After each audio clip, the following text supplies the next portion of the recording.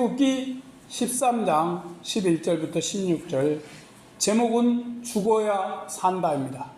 죽어야 산다. 제목이 좀 특별하죠. 잘 들어보셔서 하나님의 은혜를 함께 하시길 바랍니다.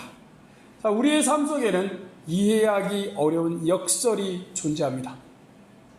그 중에 오늘 우리가 접하는 죽어야 산다는 것은 엄청난 역설이죠. 이 말은 세상의 논리로는 받아들이기가 어렵습니다. 하지만 성경은 반복해서 이 진리를 강조하고 있어요. 한 사업가의 이야기입니다. 그는 평생 자신의 성공을 위해 달려왔습니다. 돈, 명예, 인정, 이 모든 것을 얻었어요. 그렇지만 마음이 점점 더 공허해졌습니다. 어느 날 사업에 큰 실패를 겪고 한원 수 없이 달려 모든 걸 내려놓게 됐습니다. 세상이 보기에 모든 걸 다 잃었지요. 그런데 이상하게도 그의 속엔 평안함이 깃들었습니다. 정말 이상하죠. 그제야 정신없이 사느라 자신의 삶을 놓치고 있음을 알게 되었습니다.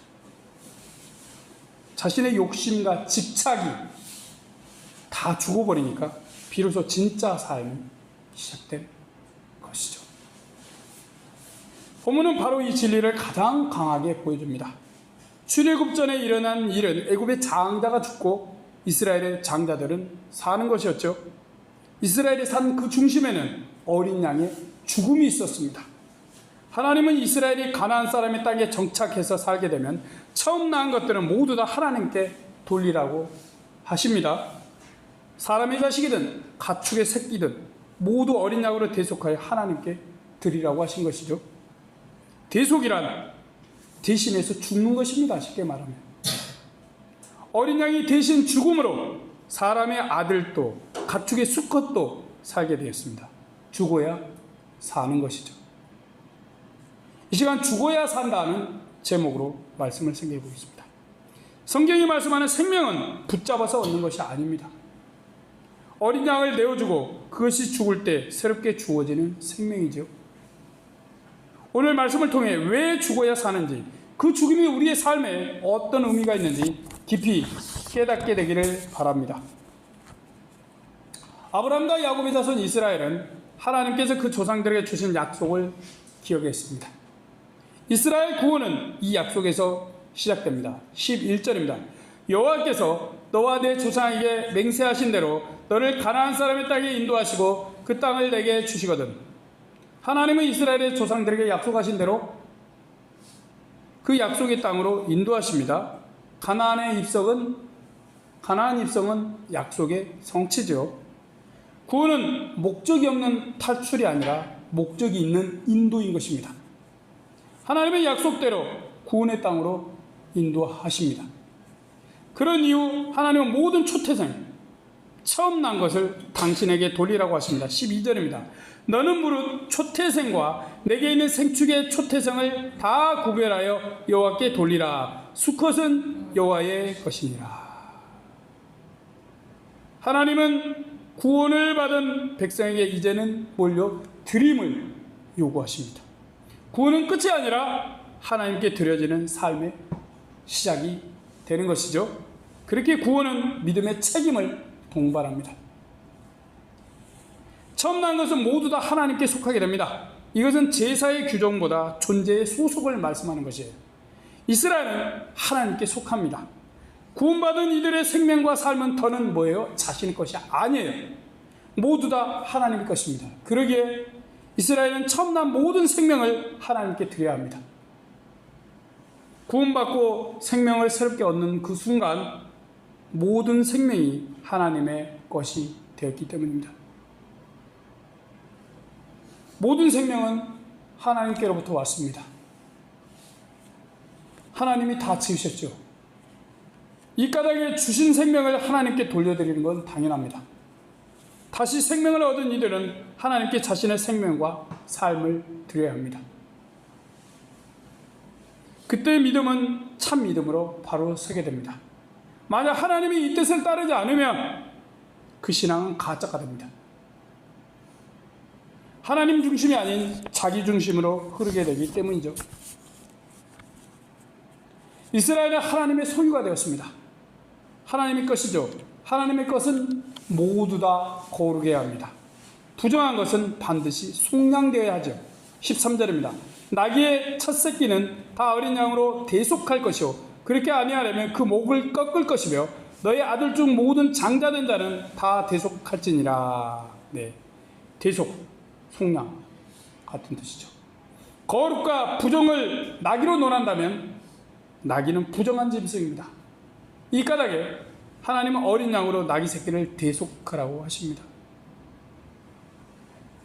여기서 나귀는 나귀만을 말하는 게 아닙니다. 부정한 존재를 말해요. 중요한 것은 나귀가 아니라 사람입니다. 사람은 실제로는 정한 존재가 아닙니다. 부정한 죄인입니다. 그래서 사람도 어린 양의 죽음으로 속량을 받아야 합니다. 부정한 나귀와 거룩하지 못한 사람 모두 다 어린 양의 죽음으로 거룩해집니다. 어린 양이 죽으니 사람이 사는 것입니다. 대속 없이는 생명도 없습니다. 어린 양이 대신 죽지 않으면 그 생명은 유지될 수 없습니다. 누군가 죽어야 사람은 살 수가 있습니다. 죽음 없이는 생명이 없기 때문입니다. 어린 양의 죽음이 이스라엘의 생명을 만듭니다. 누군가 죽었기 때문에 다른 누군가가 사는 것이죠.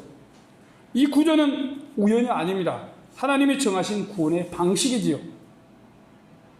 죄는 반드시 생명이라는 값비싼 대가를 요구합니다. 하나님이 이 구원의 원리를 따라 사람 대신 어린 양을 죽게 하셨습니다. 이렇게 놀라운 은혜인 어린 양이 죽음으로 사람들이 사는 속량은 다음 세대에게 전해져야 합니다. 14절입니다. 장래에 내 아들이 내게 묻기를 이것이 어찌미냐 하거든 너는 그에게 이르기를 여호와께서 그 손의 권능으로 우리를 애굽에서 곧 종이 되었던 집에서 인도하여 내실세. 자, 이스라엘은 구원받은 후에 가나안에서 살지요. 그때 아들이 태어나면 양을 하나님께 바칩니다. 그러면 그 아들은 이 양의 죽음이 무엇입니까? 라고 묻습니다. 이 질문이 바로 신앙 전승의 출발점입니다. 믿음은 그냥 전통이 아니라 이해되고 전달되어야 할 진리입니다. 하나님은 부모들이 받은 구원을 자식들에게 전하라고 하십니다. 여호와께서 우리를 인도하여 내셨다는 말은 간증이자 신앙 고백이죠. 애굽의 장자들이 죽는 속에서 이스라엘의 장자는 살았습니다. 이것은 매우 중요한 구원의 일입니다. 자손들에게 반드시 설명되어야 하는 것이죠. 그들에게 생명이 있는 건 그들 부모를 하나님이 구원하셨기 때문입니다. 이런 전승과 믿음의 고백이 계속될 때에 그 공동체는 구원을 누리며 살 수가 있습니다. 한편 이스라엘 구원의 시기에 애굽의 장자는 죽고 이스라엘은 살았습니다. 15절입니다. 그때 바로가 강박하여 우리를 보내지 아니하며 여호와께서 애굽 나라 가운데 처음 낳은 것까지 다 죽이신 고로 초태생의 수컷은 다 여호와께 희생으로 드리고 우리 장자는 대속하나니. 죽음과 삶이 극명하게 대비되죠. 하나님의 심판과 은혜가 동시에 보여집니다. 애굽의 첫 아들 죽음은 하나님의 심판이죠. 이스라엘의 생명은 하나님의 구원입니다. 이스라엘은 하나님의 은혜와 사랑으로 주어진 어린 양 덕분에 산 것입니다. 여기서 중요한 것은 죽음의 전가입니다. 죽음이 옮겨진 것입니다. 이스라엘이 죽어야 할 자리에 어린 양이 대신 죽었습니다. 누군가 대신 죽었기 때문에 사람들이 사는 것이죠. 어린 양이 죽었기 때문에 이스라엘의 장자들이 살았습니다. 이 원리는 신약에서 예수 그리스도로 완성이 됩니다. 예수님은 사람들 대신 죽으시러 오신 하나님의 어린 양이십니다. 이것을 상징하고 전하기에 이스라엘 대신 어린 양이 죽은 것이죠. 그렇게 양이 죽어야 사람이 살았습니다. 죽어야 사는 것입니다. 죽어야 산다는 건 과거의 사건만이 아닙니다. 구약에선 어린 양이 죽었죠. 그런데 이제는 양도 안 죽으니까 대속의 죽음이 끝났다고 말할 수 있겠습니까? 없습니다. 왜냐하면 죽어야 사는 것은 오늘 우리의 믿음의 핵심이기 때문입니다. 우리가 하나님의 자녀가 된 정체성의 중앙엔 그리스도와 그분의 십자가가 있습니다. 그리스도의 죽음은 우리가 붙잡고 있는 복음의 핵입니다. 무엇이 누가 죽어야 하는가는 중요한 질문이죠. 출애굽기에서는 어린 양이 죽었습니다. 그 죽음으로 이스라엘이 살았지요. 이 흐름은 결국 한 분을 향해 나아갑니다. 예수 그리스도십니다. 그분이 바로 하나님의 참된 어린 양이기 때문입니다. 여기서 분명히 해야 할 게 있습니다. 성경이 말씀하는 죽음은 단순한 어떤 고통이나 실패가 아니에요. 진짜 죽는 것입니다. 어린 양이 죽고 그리스도께서 죽으셨습니다. 왜일까요? 정결하지 못한, 거룩하지 못한 우리를 죄에서 깨끗이 씻어주셔서 거룩한 자로 세우시기 위함입니다. 한 집사님의 이야기입니다. 이분은 교회에서 충성된 일꾼이었어요. 그러나 마음 깊은 곳은 인정 욕구가 너무너무 강했습니다. 교회 봉사를 하면서도 사람들이 알아주지 않으니 너무너무 매우 서운했어요. 서운함이 쌓여갔습니다. 인정받지도 못하면서 억지로 하니 억울하고 화가 났어요. 그래도 언젠가는 알아주겠지 라고 하며 겨우 참고 행하고 있었습니다. 그러다 어느 주일날 한 말씀이 그의 마음에 폐부를 찔렀습니다. 예수 그리스도께서 자신을 위해 죽으셨다는 말씀이었죠. 머리로는 알았지만 마음과 가슴으로는 깨닫지 못했었어요. 그제야 그리스도께서 주신 생명의 은혜로 충분한데 왜 내가 사람들에게 인정까지 요구했을까 반성하게 되었습니다. 그 이후 인정받고 싶은 마음을 내려놓았습니다. 그러자 사람들이 인정해주지 않았는데도 봉사가 짐이 아니라 기쁨이 되었습니다. 또 한 청년의 이야기입니다. 이 청년은 늘 죄책감에 눌려 살았습니다. 과거의 실수와 연약함 때문에 스스로를 용납하지 못했어요. 계속적으로 자신을 비난하고 정죄함으로 우울함이 깊어졌습니다. 그러던 중 성경 말씀을 읽다가 십자가의 의미를 묵상하게 되었습니다. 묵상 중에 예수님이 자신의 죄를 대신하여 죽으셨다는 사실을 새롭게 통찰해냈습니다. 이후 자신을 향한 시선이 바뀌기 시작했어요. 자신을 미워하던 자리에서 자신을 받아들이는 자리로, 하나님을 향해 다시 나아가는 자리로 변화가 되었습니다. 이것이 여러분 바로 죽어야 사는 삶입니다. 이것이 복음입니다. 우리가 살아가는 이유는 우리가 강해서가 아니고 의로워서도 아닙니다. 누군가 대신 죽었기 때문입니다. 구약에서는 어린 양이 죽고 신약에서는 그리스도께서 죽으셨습니다. 그래서 우리가 사는 것입니다. 그렇다면 우리의 삶은 달라져야 합니다. 욕심이 죽고 고집이 죽고 우리 중심의 삶이 무너져야 합니다. 더 잘하려고 애쓰는 삶이 아니라 받은 은혜에 의해 서는 삶이어야 합니다. 더 인정받으려는 삶이 아니라 이미 사랑받음을 누리는 삶이어야 합니다. 지금 우리는 무엇을 붙잡고 있습니까? 그것이 우리를 살리고 있습니까? 아니면 우리의 생명을 연약하게 하고 우리의 삶을 묶고 있습니까? 성경은 어린 양이 죽었기 때문에 이스라엘이 살았다고 말씀합니다. 이 원리는 오늘도 동일합니다. 어린 양 대신 그리스도께서 죽었기 때문에 지금 우리가 살고 있습니다. 그런데 우리는 어떻습니까? 혹 아직도 우리를 위해 죽으신 그리스도는 생각하지 않고 자존심만 살리려고 합니까? 또 욕심만 키웁니까? 우리의 자존심이 살아날 때 하나님과의 관계에 생명력이 없습니다. 우리의 욕심이 올라갈 때 우리의 삶에 평안이 없습니다. 당연히 기쁨도 감사도 없죠. 이런 삶을 살고 싶습니까? 아니면 하나님과 좋은 관계 속에 넘치는 생명력과 평안함과 기쁨과 감사 속에 살고 싶습니까?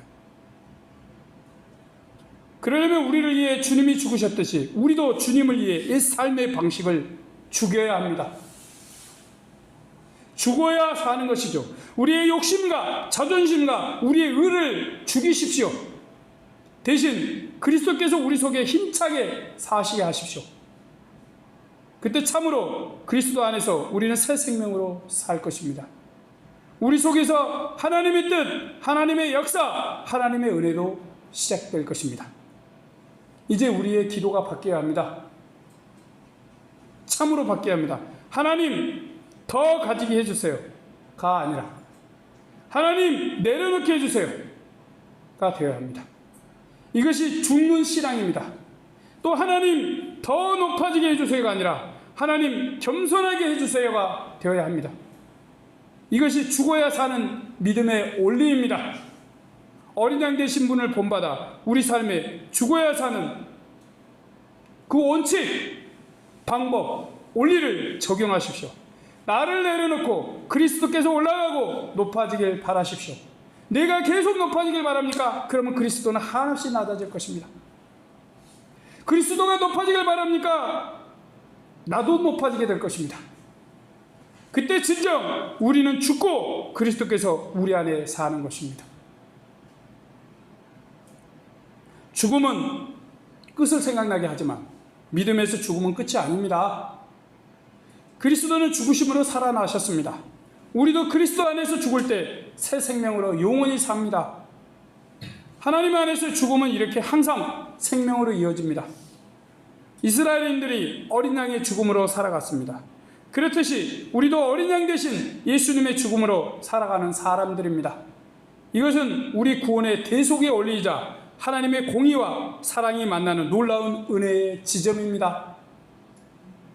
이 은혜를 우리 모두 날마다 기억하며 우리 자신을 그리스도께 내어줌으로 참된 생명을 누리는 삶을 사는 이들이 되길 간절히 축원합니다. 아멘. 기도하겠습니다. 하나님, 우리는 교만합니다. 우리는 때때로 악합니다. 우리는 스스로 잘났습니다. 우리가 많이 살아있는 것이죠. 우리가 살아있기 때문에 누군가 옆에서 서운한 말을 해도 화가 납니다. 가시가 돋습니다. 우울합니다. 때론 수치심도 듭니다. 하지만 하나님, 우리가 죽어야 그리스도께서 사십니다. 양이 죽어야 우리가 살고 예수님이 죽으셔야 우리가 살듯이 이제는 우리가 죽어야 그리스도께서 사십니다. 하지만 우리는 진짜 죽을 수는 없고 우리의 옛 삶을 이제까지 과거에 살았던 삶의 방식을 죽여야 합니다. 내가 잘난 척하고 내가 높아지고 나만 생각했던 것을 죽여야 합니다. 그래야 우리 주님이 사십니다. 그때 예수님이 올라가고 우리도 덩달아 올라갈 것입니다.